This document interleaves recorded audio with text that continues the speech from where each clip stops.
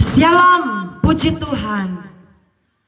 Tema firman Tuhan, menanti dalam kepastian. Saudara, hal yang paling tidak mengenakan yaitu menunggu kapan doa saya dijawab Tuhan. Amin. Hal yang paling tidak mengenakan yang kita alami dalam hidup ini yaitu kita berkata, kapan apa yang saya rindukan itu akan terjadi? Kapan apa yang saya harapkan itu akan dikabulkan Tuhan? Saudaraku, memang tidak mengenakan yang namanya sebuah penantian. Amin. Memang tidak mengenakan kalau kita harus menunggu, kalau kita harus menanti kapan Tuhan akan menolong hidup kita. Kapan Tuhan akan menjawab doa kita? Memang itu adalah perkara yang tidak mengenakan bagi banyak orang. Tetapi saya percaya dengan firman Tuhan yang akan kita lihat bersama di dalam Alkitab, itu yang akan membuat kita kuat di dalam Tuhan. Firman Tuhan yang akan kita baca sebentar, yang akan membuat kita ada kepastian di dalam Tuhan. Amin. Mari saudaraku, saya mengajak kita untuk melihat Alkitab yang terdapat di dalam Mazmur pasal 33 ayat yang ke-18. Mazmur 33 ayat 18. Saya akan baca buat kita, mari kita bisa memperhatikannya. Sesungguhnya mata Tuhan tertuju kepada mereka yang takut akan Dia, kepada mereka yang berharap pada kasih setianya. Saudaraku, ternyata luar biasa. Ini yang membuat kita orang percaya menanti dalam satu kepastian, yaitu karena ada firman Tuhan yang memberikan jaminan. Saudaraku, kalau tidak ada firman Tuhan yang memberikan jaminan kita di dalam berharap kepada Tuhan, kalau tidak ada firman Tuhan yang memberikan kita kepastian di dalam pengharapan kepada Tuhan, berarti sia-sia kita berharap kepada Tuhan. Tetapi Alkitab berkata lewat firman yang kita baca, kita tidak sia-sia berharap kepada Tuhan. Kita tidak percuma menyerahkan segala pengharapan kita kepada Tuhan Yesus. Karena orang yang berharap kepada Tuhan, orang yang menantikan pengharapannya di dalam Tuhan, Alkitab bilang tadi, saudaraku, lihat ayat yang ke-18. Sesungguhnya mata Tuhan tertuju kepada mereka yang takut akan Dia, kepada mereka yang berharap kepada kasih setianya. Jadi saudaraku, mata Tuhan itu tertuju kepada kita yang berharap kepada Dia. Jadi tidak percuma kita berharap kepada Tuhan. Amin. Tidak sia-sia kita berharap kepada Tuhan. Tidak sia-sia kita memohon kepada Tuhan. Tidak sia-sia kita menaikkan doa kepada Tuhan. Karena Tuhan sendiri yang berfirman lewat Alkitab, lewat ayat firman Tuhan yang kita baca. Sesungguhnya mata Tuhan tertuju pertama kepada mereka yang takut akan Dia, dan kepada mereka yang berharap kepada kasih setia Tuhan. Saudaraku, memang tidak gampang, tidaklah mudah seorang untuk berharap terus kepada Tuhan. Berharap atau satu pengharapan itu artinya apa, saudaraku? Artinya kita belum meraih, kita belum menerima apa yang kita harapkan. Amin. Sebab itu masih disebut pengharapan. Pengharapan kepada Tuhan. Karena sesuatu yang kita inginkan, sesuatu yang kita harapkan, itu belum kita terima. Amin, kita dapat mengerti. Sesuatu yang kita rindukan, sesuatu yang kita inginkan, itu belum kita alami. pengharapan. Kalau sesuatu yang kita inginkan, sesuatu yang kita doakan, sesuatu yang kita harapkan, itu sudah kita terima, itu sudah kita miliki, itu Tuhan sudah kabulkan, berarti itu bukan pengharapan lagi. Berarti itu sebuah kenyataan yang sudah terjadi. Tetapi mengapa disebut pengharapan? Mengapa kita harus berharap? Karena saudaraku, kita mengharapkan sesuatu jawaban dari Tuhan. Baik doa kita rindukan Tuhan Engkau menjawab doaku, itu sebuah pengharapan. Tuhan Engkau mendengar segala kerinduan hatiku. Tuhan Engkau mendengar segala niat hatiku. Tuhan Engkau menjawab segala pergumulanku. Itu sebuah harapan kita kepada Tuhan. Dan percayalah saudaraku bahwa berharap kepada Tuhan itu ada satu kepastian. Amin. Walaupun kita berharap kepada Tuhan, belum langsung dijawab apa yang menjadi harapan kita. Walaupun kita berharap kepada Tuhan, belum langsung Tuhan kabulkan apa yang kita doakan. Amin.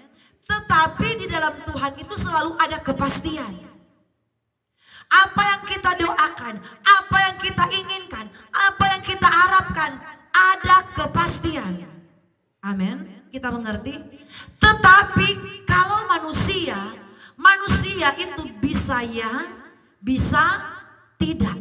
Kita harap-harap dia mau bantu. Ini contoh ya. Kita harap-harap keluarga kita yang misalnya kaya raya, dia mau tolong kita.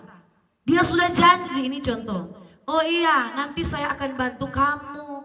Tenang saja, nanti saya akan tolong apa yang menjadi keperluanmu, apa yang menjadi kebutuhanmu. Tenang saja, nanti saya akan bantu. Ini contoh manusia.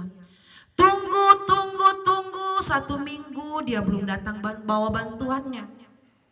1 bulan tidak ada kabar lagi. 2 bulan tidak muncul-muncul lagi. Karena itulah manusia. Ketika kita menunggu pertolongan dari manusia itu bisa ya, bisa tidak. Bisa dia bantu, bisa tidak. Karena di dalam manusia ketika kita berharap kepada manusia untuk menolong hidup kita, saudaraku, tidak ada satu jaminan kepastian. Syukur kalau dia menolong kita. Tetapi banyak kali saudaraku yang terjadi, manusia itu hanya sekedar bersimpati. Kebanyakan yang terjadi manusia itu hanya cepat sekali untuk berjanji. Karena kami pun banyak kali mengalami hal itu. Tetapi saudaraku, di dalam Tuhan selalu ada kepastian orang-orang yang berharap kepadanya. Walaupun engkau berdoa sudah 1 tahun belum dijawab Tuhan. Walaupun engkau bergumul sudah 2 tahun belum dijawab Tuhan. Tetapi ada kepastian akan dijawab Tuhan. Itu artinya. Walaupun saudara bergumul 2 tahun belum dijawab Tuhan, tetapi doa itu, pengharapan itu pasti akan dijawab Tuhan, saudaraku. Karena di dalam Tuhan itu pengharapan tidak mengecewakan. Asalkan apa? Asalkan yang kita harapkan, asalkan sesuatu yang kita rindukan itu sesuai dengan kehendak Tuhan. Artinya apa? Apa yang kita inginkan, apa yang kita harapkan, itu bukan untuk kepentingan pribadi kita. Itu bukan untuk memuaskan hawa nafsu kita. Alkitab bilang, ada doa yang tidak dijawab Tuhan. Karena isi doanya untuk memuaskan hawa nafsu atau untuk memuaskan keinginan daging. Jadi selama doa kita bukan untuk kepentingan daging kita, bukan untuk hawa nafsu kita, selama doa kita itu saudaraku murni, saudaraku adalah satu kebutuhan kita, adalah satu pergumulan kita, pasti akan dijawab Tuhan. Tetapi kalau doa itu untuk memuaskan hawa nafsu, memang tidak akan dijawab Tuhan. Karena kami sudah pernah mengalami. Saudaraku, saya ada kesaksian sedikit. Ini pernah terjadi. Ada satu orang yang saya kenal persis, tidak perlu menyebutkan namanya. Dia berkata kepada kami dan kepada saya dan suami saya, Dia bilang begini, kalau saya Tuhan kasih, ini perkataannya, kalau saya Tuhan kasih mobil saya ini, kakak saya yang ada di luar kota, saya tidak perlu sebutkan luar kota mana kakaknya. Kalau kakak saya datang di Jayapura, saya tidak akan kasih dia numpang di mobil saya. Wow, saudaraku, ini satu permintaan kepada Tuhan, tetapi satu kemarahan. Dia berkata, kalau Tuhan katanya berikan dia mobilnya itu dia tidak akan kasih numpang kakaknya yang ada di luar kota. Saudaraku, apa yang terjadi? Ini satu doa contoh ya, satu doa, satu pengharapan yang memang tidak akan didengar Tuhan. Kita harus mengerti, kita harus belajar paham apa yang menjadi keinginan Tuhan dan apa yang memang Tuhan tidak inginkan untuk kita sampaikan kepadanya, tidak dijawab Tuhan. Jadi saudaraku, ketika dia berdoa seperti itu, maaf bicara saudaraku, sampai dia tutup mata, artinya sampai dia meninggal, dia tidak diberikan Tuhan mobil. Tidak ada mobil saudaraku. Tuhan tidak memberkati dia dengan kendaraan mobil. Karena apa? Apa yang dia harapkan kepada Tuhan, apa yang dia minta kepada Tuhan, itu hanya untuk kedagingan. Bahkan saudaraku mengandung unsur balas dendam. Oh, kalau saya punya mobil, saya tidak akan pernah kasih numpang kakak saya yang ada ini di luar kota ini kalau dia datang ke Jayapura. Dan saudaraku, keinginan yang seperti itu tidak memang akan dijawab Tuhan. Tetapi yang saya maksudkan, satu pengharapan di dalam Tuhan, satu kerinduan yang murni, yang tulus, yang bersih di depan Tuhan, pasti Tuhan akan mendengar, pasti Tuhan akan menjawab. Karena di dalam Tuhan itu bukan hanya sekedar janji. Di dalam Tuhan itu bukan hanya sekedar kata-kata yang Tuhan katakan, tetapi di dalam Tuhan itu ada satu kepastian. Pasti Tuhan akan jawab, amin. Pasti Tuhan akan buka jalan.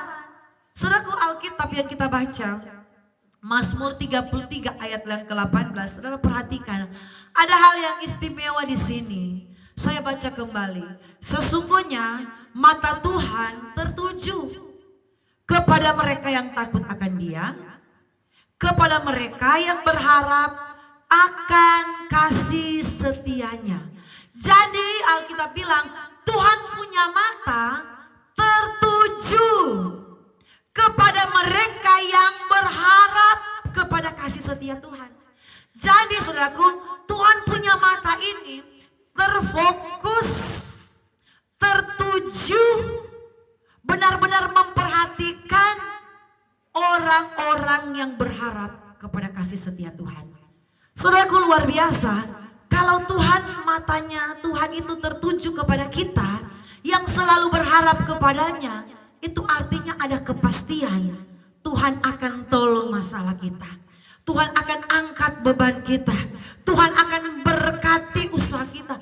Akan ada kepastian karena Tuhan sendiri yang berkata, matanya ini tertuju pertama kepada orang yang takut akan Tuhan. Kedua, kepada orang yang berharap kepada Tuhan. Saudaraku, kami pernah mengalami 4 tahun kami berharap kepada Tuhan. Bukan jangka waktu yang pendek. 4 tahun kami bergumul dengan Tuhan. Di dalam kesesakan kami sebagai hamba Tuhan, saudaraku. 4 tahun baru Tuhan jawab. Pengharapan kami tidak menjadi lemah. Tuhan uji saudaraku. Dalam 4 tahun baru Tuhan dengar keluh kesah kami. Saudaraku, 4 tahun itu kami melewati bagaimana yang namanya tekanan. Tekanan batin, tekanan pikiran kami alami saudaraku.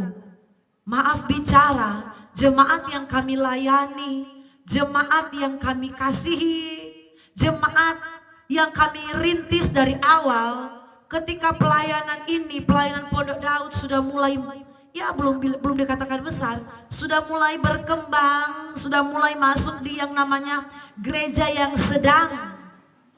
Di situ mulai timbul yang namanya kecemburuan. Di situ sudah mulai timbul yang namanya iri hati.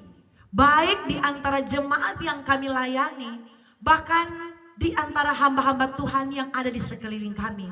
Yang satu denominasi dengan gereja kami waktu itu. Jadi saudaraku, karena mereka melihat waktu itu pelayanan kami memang diberkati oleh Tuhan.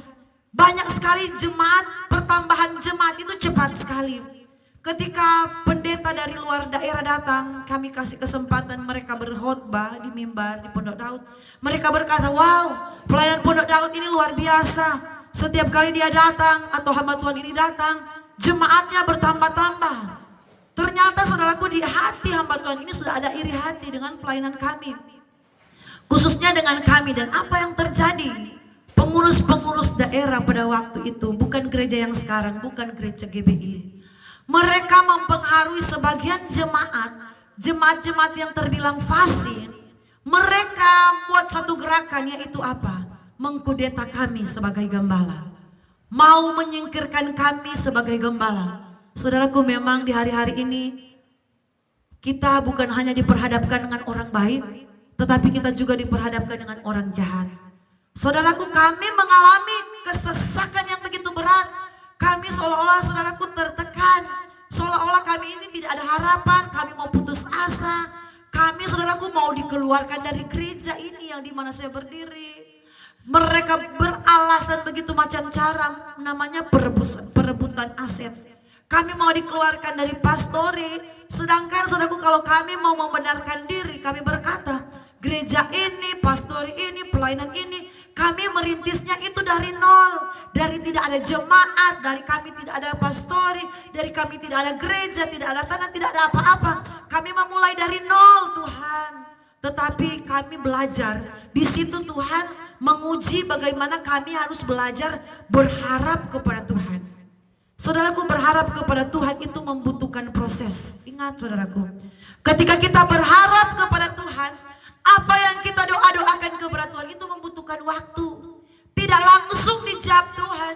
Kita doanya hari ini, besok dijawab Tuhan. Kita berharap hari ini, hari Minggu depan, 1 bulan depan sudah dijawab Tuhan.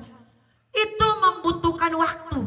Dan di tengah waktu penantian, bagaimana atau kapan Tuhan akan menjawab pengharapan kami, bagaimana Tuhan akan menyatakan pertolongannya, Tuhan menguji benar-benar kesabaran kami, saudaraku. Tuhan menguji bagaimana kami tidak boleh marah dengan orang yang sudah berbuat salah kepada kami. Walaupun, saudaraku, jujur ya, sebagai manusia, ketika kita diperlakukan tidak adil, kadangkala daging kita ini mulai mengamuk. Ketika kita mulai dihakimi, ketika kita mulai mau dijatuhkan oleh orang, jujur, walaupun hamba Tuhan, kedagingan ini mulai masuk, saudaraku, mulai menguasai hati. Tetapi di situ Tuhan melatih kami untuk belajar mengampuni. Di situ kami mengerti arti yang namanya mengampuni. Di situ kami belajar tahu bagaimana arti dari kata mengampuni, saudaraku. Tuhan, awal-awalnya hati ini berat untuk mengampuni orang-orang yang mau menyeret kami. Saudaraku, apa yang mereka lakukan itu adalah satu pelajaran berharga bagi kami. Di mana Tuhan mengizinkan itu supaya kami tulus mengampuni orang walaupun mereka sudah sangat berbuat jahat. Saudaraku, mereka cari bagaimana macam cara. Mereka lapor kami di Polsek, mereka lapor kami di Polres, di Polda. Mereka lapor dengan segala macam cara supaya katanya kami keluar dari gereja ini. Karena kami katanya tidak ada hak di gereja ini. Saudaraku, secara manusia ini bukan hal yang gampang. Kami sudah melayani, datang di Jayapura itu dari tidak ada jemaat. Kami itu bukan langsung duduk manis, datang dan tinggal melayani, jemaat sudah ada, tidak. Melayani, merintis dari awal itu tidak gampang. Dan disitulah kami disakiti, saudaraku. Kami ini dihianati oleh orang-orang yang pernah kami layani. Jemaat-jemaat sendiri. Tapi di situ Tuhan menguji kami. Bagaimana kami belajar untuk tetap mengasihi mereka. Bagaimana di situ Tuhan inginkan kami harus mengampuni mereka. Saudaraku, 4 tahun. Betapa kami harus menanti kapan Tuhan kami akan terlepas dari beban ini. Kapan Tuhan kami bisa bernafas dengan lega. Karena apa, saudaraku? Setiap 1 minggu ke depan, di depan kami, rumah kami tinggal di depan gereja, ada polisi yang datang membawa amplop coklat. Isinya itu surat panggilan. Saudaraku, kami pendeta yang pernah mengalami yang namanya seolah-olah ini kami penjahat. Seolah-olah Tuhan, kami ini sepertinya ini penjahat yang berbuat kejahatan sehingga harus ada kepolisian yang datang membawa surat panggilan untuk mengurus hidup kami. Istilahnya untuk mengurus kami dengan orang-orang ini. Orang-orang yang mau kudeta kami sebagai gembala. Tetapi disitulah Tuhan menguji hati kami ini, hati yang benar-benar tetap mengasihi atau tidak. Apakah kami akan balas dendam? Apakah kami akan dengki dengan mereka? Apakah kami akan, saudaraku, membalas perbuatan mereka? Tuhan menguji kami di situ. Saudaraku, di tengah-tengah pengharapan kami 4 tahun, saudaraku, kami harus menunggu dengan sabar. Tuhan, kapan ya orang-orang ini tidak lagi mengganggu kami? Tuhan, kapan ya orang-orang ini tidak lagi, saudaraku, mau menjerumuskan kami? Saudaraku, hampir 4 tahun itu mereka berusaha dengan segala macam cara menjerat kami, mau menjerumuskan kami, mencari kesalahan kami, cari cara supaya kami ini keluar dari pelayanan. Tetapi kami cuma punya pengharapan kepada Tuhan. Tuhan, kami percaya kalau kami ada di pihak yang benar, kami yakin kebenaran itu pasti akan bersinar. Kebenaran itu tidak akan selamanya itu tertutup, tapi kebenaran itu Tuhan akan bukakan.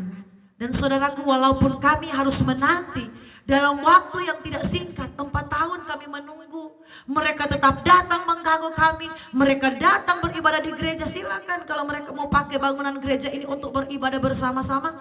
Silakan, kami harus alami itu. Kami sabar, kami percaya Tuhan. Kami percaya pengharapan kami kepada Engkau tidak sia-sia. Jadi saudaraku, kesaksian yang kami alami gereja ini, mereka pakai ibadah dengan kelompok mereka. Dan kami pakai ibadah dengan jemaat yang tersisa, yang masih mendukung kami, yang masih setia mensupport kami. Jadi saudaraku, itu kami harus alami. Kami harus berganti-gantian jam dengan orang-orang yang mau menjatuhkan kami, dengan jemaat yang sungguh-sungguh mengasihi kami. Jadi kami berkata, Tuhan, di dalam bangunan ini sepertinya kami ini tidak ada hak penuh, karena harus berbagi dengan mereka. Tetapi Tuhan luaskan, itu harus kami alami. Tuhan menguji apakah kami ini sabar, apakah kami ini tidak membalas, tidak emosi, tidak dengki kepada mereka. Dan apa yang terjadi ketika lewat 4 tahun, Tuhan menunjukkan kasih-Nya yang luar biasa atas hidup kami. Tuhan menunjukkan bahwa orang-orang yang berharap kepada Tuhan tidak akan dikecewakan. Berharap kepada Tuhan itu ada kepastian. Walaupun saya dan Bapak Gembala atau suami saya harus berharap selama 4 tahun, tetapi ada kepastian. Amin. Lewat 4 tahun kami melihat Tuhan mulai bertindak. Tuhan mulai bertindak bagi orang-orang ini. Karena apa? Mereka menyakiti biji matanya Allah. Kalau kami ada di pihak yang benar, Tuhan akan bela kami. Dan itu yang kami lihat. 4 tahun kami berharap kepada Tuhan dengan air mata, dengan kesedihan, dengan tekanan, dengan kesesakan. Tetapi 4 tahun tidak sia-sia kami berharap kepada Tuhan. 4 tahun Tuhan buktikan kuasa-Nya.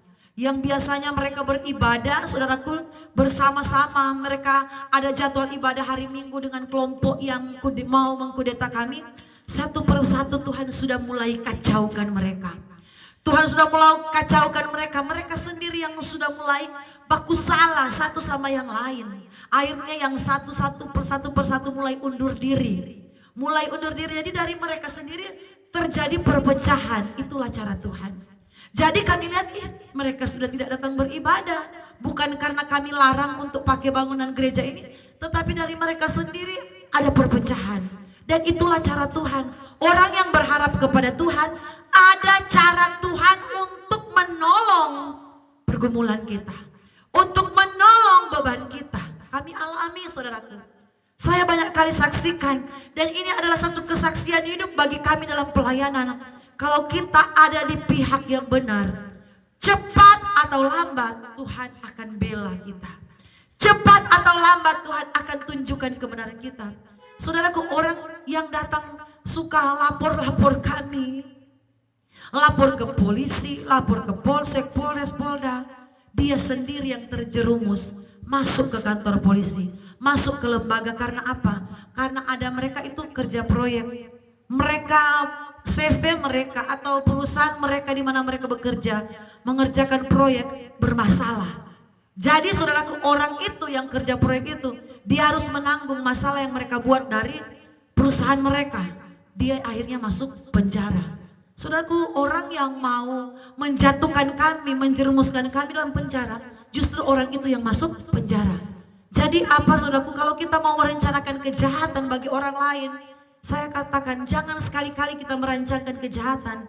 Jangan sampai apa yang kita rancangkan itu akan balik terjadi atas hidup kita. Ini karena kami sudah melihat sendiri orang yang mau menjatuhkan kami dalam penjara, menjerumuskan, akhirnya dia sendiri yang terjerumus. Bahkan saudaraku, ada satu pendeta gembala ini saudaraku yang datang terus saudaraku, dia datang menjelekkan kami kepada jemaat kami. Dia lihat jemaat kami itu jemaat yang berpotensi, jemaat yang menopang pelayanan kami. Dia datang saudaraku, datang ke rumah jemaat kami, dia pengaruhi sampai jemaat itu pindah, tidak beribadah lagi di gereja kami, beribadah kepada dia di gerejanya dia. Tetapi kami tidak marah, kami belajar ikhlas, kami belajar mengasihi, kami belajar mengampuni. Tidak lama saudaraku, hanya 3 tahun kemudian Tuhan panggil dia, atau artinya dia meninggal dunia. Karena apa? Tuhan tidak mempercayakan seorang pendeta kalau mau berbuat jahat akan hilang kepercayaan Tuhan. Ketika dia mulai berbuat jahat di pelayanan kami tidak berdoa Tuhan balas dia, Tuhan tegur dia, tidak saudaraku. Tetapi nanti cara Tuhan sendiri akan bertindak. Pada akhirnya dia dipanggil Tuhan. Saudaraku, memang berharap kepada Tuhan itu membutuhkan waktu. Saudara berdoa hari ini, kadangkala 2 tahun depan baru dijawab Tuhan. Saudara berharap hari ini, kadangkala saudaraku nanti 3 tahun depan baru dijawab Tuhan. Tetapi yang menjadi intinya, berharap kepada Tuhan itu ada kepastian. Pasti akan dijawab Tuhan. Tetapi kalau berharap kepada manusia itu dua-dua kemungkinan. Bisa iya, bisa tidak. Bahkan yang banyak justru tidak ada kepastian. Saudaraku, ayat yang luar biasa ini, mata Tuhan tertuju kepada orang yang takut akan Tuhan dan tertuju kepada orang yang berharap. Jadi kita ini tidak rugi kalau kita belajar berharap kepada Tuhan, belajar bertahan di dalam pengharapan itu kepada Tuhan, belajar menanti dengan sabar apa yang kita doakan. Kita tidak akan mempersalahkan Tuhan ketika doa kita belum dijawab. Itu artinya berharap. Kita akan tetap setia melayani Tuhan walaupun doa kita belum dijawab. Kita tidak akan mundur dari mengasihi Tuhan walaupun keinginan kita belum dikabulkan. Kita akan tetap rajin beribadah, akan tetap rajin berdoa. Kita akan tetap rajin berbuat kebaikan, mengasihi walaupun apa yang kita rindukan belum dijawab. Itulah pengharapan dalam Tuhan. Tetap berharap di dalam Tuhan, saudaraku. Berharap di dalam Tuhan tidak akan pernah dikecewakan. Kita baca ayat 19. Ayat 19. Untuk melepaskan jiwa mereka daripada maut dan untuk memelihara hidup mereka pada masa kelaparan. 20. Jiwa kita menanti-nantikan Tuhan. Dialah penolong kita dan perisai kita. Ayat satu lagu bilang begini, saudaraku. Hanya Yesus penolong yang setia. Saudaraku, hanyalah Yesus penolong yang setia. Walaupun pengharapan kita belum terlihat Tuhan menjawab apa yang kita rindukan, tetapi Alkitab itu memberikan satu kepastian. Bukan memberikan satu harapan semata, tetapi memberikan kepastian, memberikan jaminan. Saudaraku, di sini dikatakan untuk melepaskan jiwa mereka dari maut. Ketika engkau sesat, ketika engkau merasa susah, merasa terhimpit, berharap kepada Tuhan, Tuhan akan melepaskan dari yang namanya kesesakan. Jika aku berada dalam kesesakan, Engkau mempertahankan hidupku ini. Amin. Dalam kesesakan, orang-orang yang berharap kepadanya, firman berkata, Tuhan melepaskan jiwa mereka dari maut. Bahkan saudaraku, di saat kita harus menghadapi kematian sekalipun, di situ kita bisa melihat pengharapan yang kita apa harapkan kepada Tuhan itu tidak akan mengecewakan. Mujizat Tuhan bisa terjadi di saat-saat terakhir dalam hidup kita. Jangan berhenti berharap kepada Tuhan. Ayat selanjutnya, dan memelihara hidup mereka daripada masa kelaparan. Saudaraku, di hari-hari ini banyak orang mengalami kesulitan hidup. Masa kelaparan itu berbicara tentang kesulitan ekonomi, kesulitan hidup, kesusahan keuangan. Tetapi Tuhan bilang ada harapan, ada kepastian bagi orang-orang yang berharap kepada Tuhan. Bahkan pada masa kelaparan sekalipun.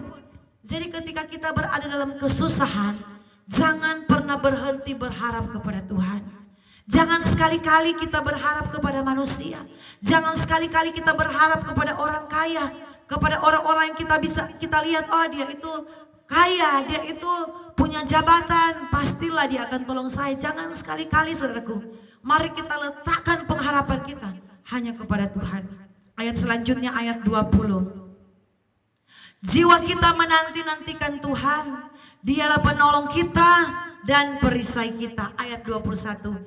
Ya, karena Dia hati kita bersuka cita, sebab kepada namanya yang kudus kita percaya. Kasih setiamu ya Tuhan kiranya menyertai kami, seperti kami berharap kepadamu. Saudaraku, di sini jelas Alkitab berkata, saudaraku, karena Dia hati kita bersuka cita. Jadi orang yang berharap kepada Tuhan, jangan saudaraku kita dipenuhi dengan kesedihan. Ya Tuhan, kapan Tuhan mau jawab doaku? Kapan Tuhan mendengar permohonanku? Kapan Tuhan, sudah lama sekali. Itu artinya kita ada dalam kesedihan. Tetapi marilah kita bersuka cita. Marilah kita beriman sungguh. Saya percaya waktu dekat ini Tuhan akan tolong segala beban saya. Saya percaya waktu dekat ini Tuhan akan nyatakan pembelaannya dalam hidup saya. Saudaraku, kita akan baca ayat terakhir dalam kitab 1 Timotius 4. Ini ayat terakhir, saudaraku, 1 Timotius pasal yang keempat. 1 Timotius 4 ayat yang ke-10. Saya akan baca untuk kita semua. Itulah sebabnya kita berjerih payah dan berjuang, karena kita menaruh pengharapan kita kepada Allah yang hidup. Kita berhenti sampai di situ. Jadi mengapa kita berharap terus kepada Tuhan? Jangan ragu apa yang kita harapkan kepada Tuhan. Kita percaya Tuhan pasti akan menjawab segala pengharapan kita kepada Tuhan. Sesuai dengan waktunya Tuhan, bukan sesuai dengan waktunya kita. Kita berharap, kita percaya waktu Tuhan, waktu yang terbaik. Kapan saja Tuhan akan jawab apa yang kita inginkan, pasti itu waktu yang terbaik. Amin, saudaraku. Ayat di sini berkata, itulah sebabnya kita berjerih payah, kita berjuang, karena kita menaruh pengharapan kita kepada Allah yang hidup. Kita menaruh pengharapan kita bukan kepada manusia, tetapi kita menaruh pengharapan kita kepada Tuhan Yesus Kristus yang hidup, kepada Allah yang tidak pernah berdusta, kepada Allah yang tidak pernah tipu-tipu. Saudaraku, ingat, Tuhan yang kita sembah itu bukan Tuhan yang mati, bukan Tuhan yang pendusta, bukan Tuhan yang suka berjanji, tetapi Tuhan yang pasti. Amin.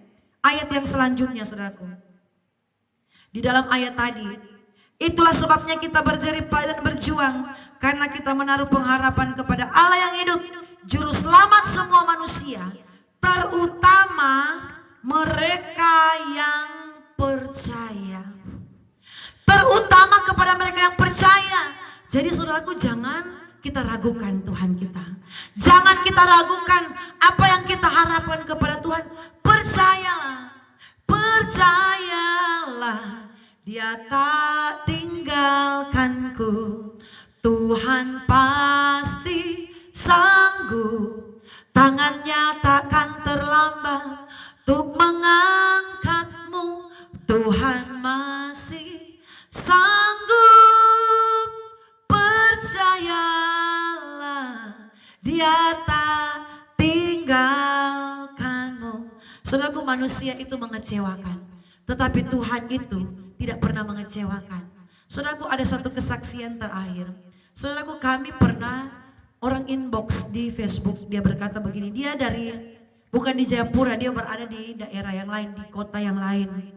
Dia bilang, Pak Gembala, dia inbox kepada suami saya, Pak Gembala kirim nomor rekening, saya mau membagi berkat. Kirim nomor rekening, saya mau membagi berkat.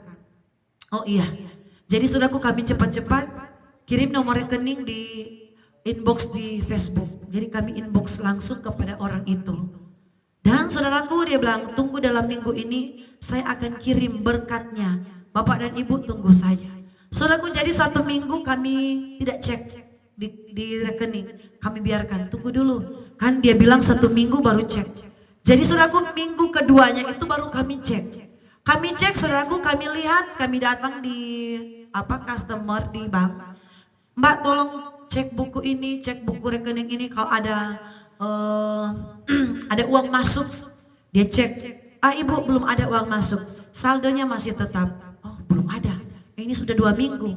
Karena saudaraku kami tidak meminta kepada orang ini, dia sendiri yang inbox kami mau membagi berkat. Jadi dia bilang kirim nomor rekening, saya mau bagi berkat. Saudaraku saya bilang, sudah 2 minggu belum ada. Aduh, kami berdoa lagi, Tuhan tolong. Ini ibu ini sudah berkata sendiri, ini dia sendiri yang menawarkan, dia mau beri kami berkat. Jadi saudaraku, minggu ketiganya lagi kami lagi datang ke bank, cek lagi saudaraku di buku tabungan, cek lagi tidak ada. Saya bilang, berarti minggu depan jangan dulu dicek, kasih lihat dulu 1 bulan. Karena kami kan malu hati, kami mau tanya kepada ibu itu, namanya dia sendiri yang bilang dia mau memberkati kami, mau kasih kami berkat. Jadi kami tunggu 1 bulan saudaraku. Kami cek saudaraku tidak ada. Saya bilang, oh mungkin dia lagi sibuk. 2 bulan lagi kami cek saudaraku tidak ada. Dan sampai saat ini tidak ada uang masuk dari ibu itu yang berkata akan beri berkat. Saudaraku, itulah manusia. Kadangkala manusia dia berjanji, dia menyampaikan kata-kata yang indah, kata-kata yang manis, dan banyak kali manusia itu tidak menepati. Kami sudah alami. Sampai saat ini saya bilang, ya jadi kalau ibu itu mau SMS atau WA, banyak berdoa. Karena kita sudah pengalaman, sudah cek terus, ternyata tidak ada.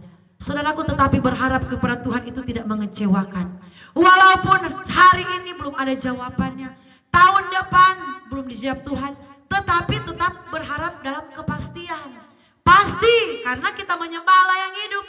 Karena memang waktu Tuhan itu adalah waktu yang tepat. Bagi ukuran kita, Tuhan, Engkau ini sudah terlambat. Sudah lama sekali saya berharap belum ada jawabannya. Tetapi waktu Tuhan itu adalah waktu yang tepat, waktu yang terbaik. Amin. Tuhan tahu kapan saat yang tepat, kapan saat yang terbaik untuk Dia memberikan apa yang kita rindukan. Jangan berhenti berharap kepada Tuhan. Tuhan Yesus memberkati. Kita berdoa, segala pujian, syukur, hormat bagi Engkau, Allah yang memberikan nafas kehidupan, Allah yang berjanji, Allah juga yang akan menepatinya. Berbahagialah orang-orang yang selalu berharap kepada Tuhan, karena mata Tuhan tertuju kepada orang-orang yang berharap kepadanya. Berkati semua yang sudah menonton khotbah ini sampai habis, yang sudah like dan subscribe. Tuhan Yesus memberkati segala pergumulan kami, Tuhan menolong. Dalam nama Yesus Kristus. Haleluya. Amin.